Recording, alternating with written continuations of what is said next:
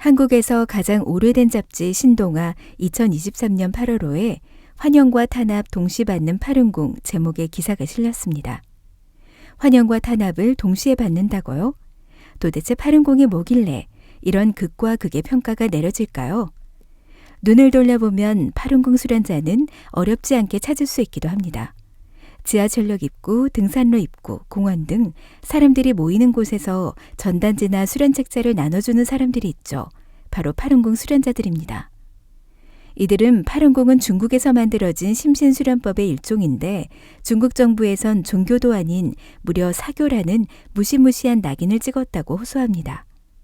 파룬궁은 아직 한국인에게는 낯선 존재이기는 합니다. 같이 한번 알아보실까요?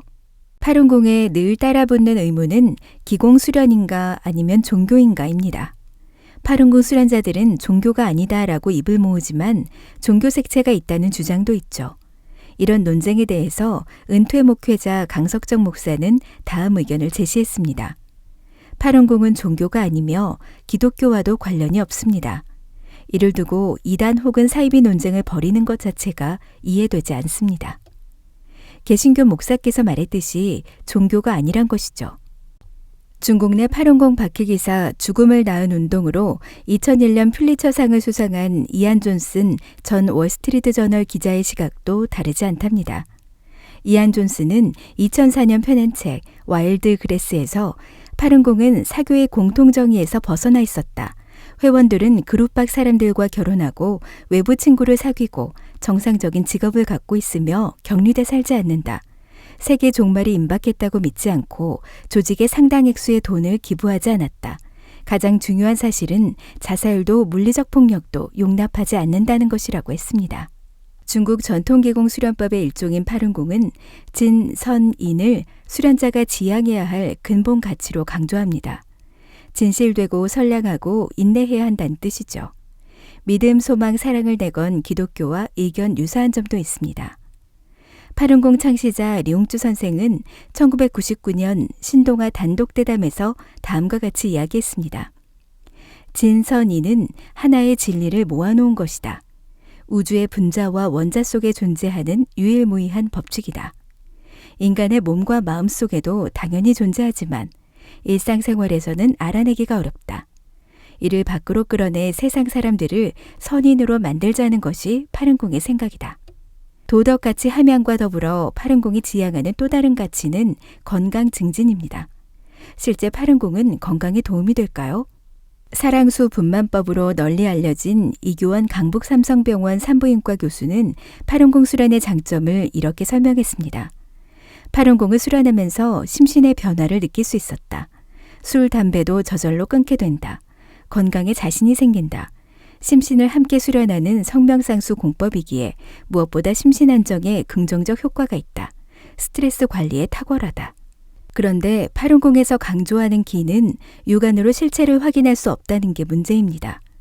이 점에 대해서 한국과학기술원에서 응용수학을 전공한 이희진 박사는 다음과 같이 말했답니다. 세상의 모든 현상은 가시적인 영역의 분자와 비가시적인 원자같이 각자 입자 크기가 달라도 에너지로 해석하면 모델링이 가능하죠. 기가 비가시적인 영역에 속해도 과학적으로 설명이 가능하다는 의미입니다. 파룬궁은 신체 기 흐름을 촉진해 건강 증진, 도덕 수양을 꾀하는 중국 전통 수련법의 하나입니다. 그런데 파룬궁이 태어나고 성장한 중국에서는 박해받고 있는 것도 현실입니다. 역사를 돌이켜보면 파룬궁과 중국 공산당의 관계는 극적으로 변해왔습니다. 영화 제목에 비유하자면 중국 공산당에 있어 파룬궁은 좋은 놈에서 이상한 놈으로 다시 나쁜 놈으로 바뀌어왔다고 할 수도 있죠. 중국이 싫어하는 말, 저자 정수경 전 디지털조선일보 중국뉴스 에디터는 책에서 다음과 같이 말했습니다. 파룬궁이 세상에 나오기 전인 1980년대부터 이미 여러 기공 수련법이 민간에서 유행하고 있었다. 파룬궁은 그중 하나였다.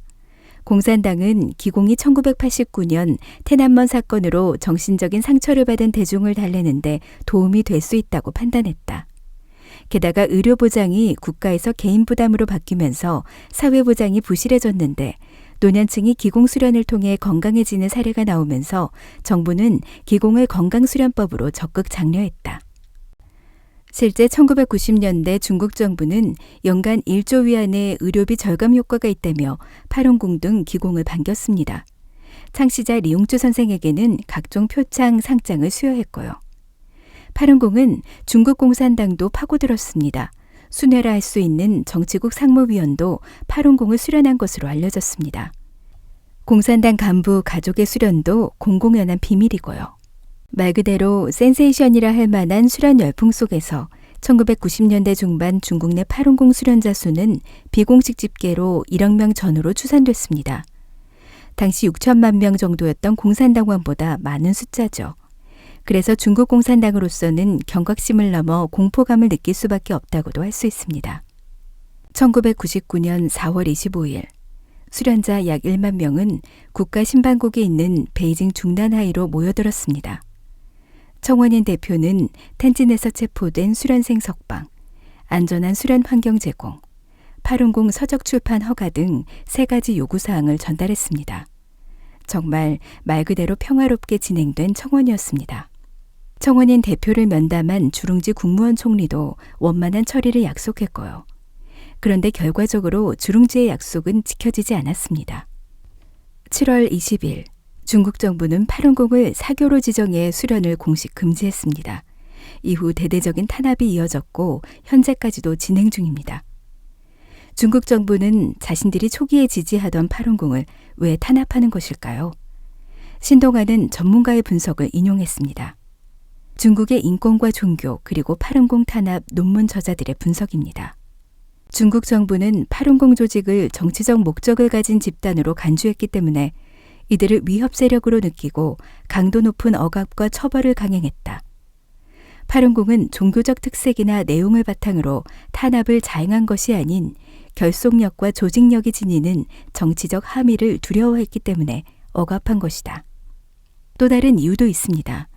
파룬궁은 창조주로서 신의 존재를 인정하는 유신론적 관점을 견지합니다. 반면 공산당은 무신론 유물론의 바탕을 두고 있습니다. 처음부터 병존할 수 없는 관계였던 셈이죠.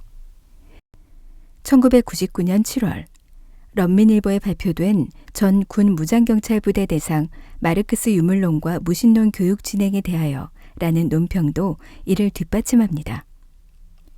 중국 사회 내부 문제도 간과할 수 없습니다. 1980년대 개혁 개방 물결 속에서 중국인들은 물질적으로 부유해졌지만 정신적 공허는 커졌죠. 이 속에서 도덕가치 회복, 중국 전통문화 부흥을 내세우며 세를 확산하는 파룬궁은 공산당의 불편한 존재일 수밖에 없었습니다. 지난날 중국은 대약진운동 문화대혁명으로 이어지는 재앙적인 공산주의 실험 속에서 전통을 부정하고 파괴했던 역사가 있습니다. 박해의 원인을 통치자를 정통, 나머지를 이단으로 간주해온 중국 역사 전통의 연장선상에서 찾는 시각도 있습니다. 국공내전 시기 중국 공산당은 공비로 불렸습니다. 다만 1949년 신중국, 중화인민공화국 공식 성립 후 역사의 정통성을 확보했다고 자부합니다. 한대 오두미교, 원대 백령교, 청대 태평천국이 왕조 멸망의 결정적 원인으로 작용한 역사적 사실도 무시할 수 없습니다. 파룬궁을 사교 집단으로 간주하고 박해하는 중국에 대해 마리아 시아창 미국 네바다대 교수는 다음과 같이 분석했습니다. 중국 공산당에서 자신들의 정의한 사교의 특징을 모두 찾을 수 있다.